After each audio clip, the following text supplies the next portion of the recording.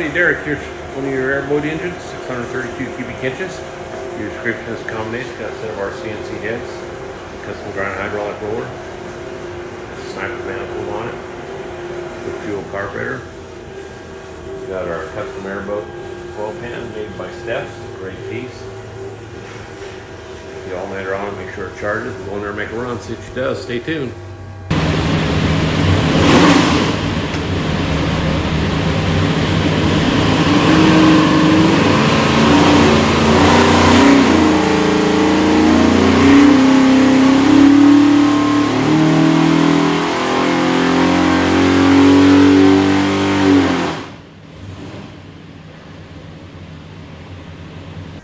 Okie doke, 3,400, 791 foot-pounds of torque, peak torque 854, peak horsepower 813, so everything's good. What we'll do now is pull the pipes back, make sure it's good and clean for you, show you a couple things.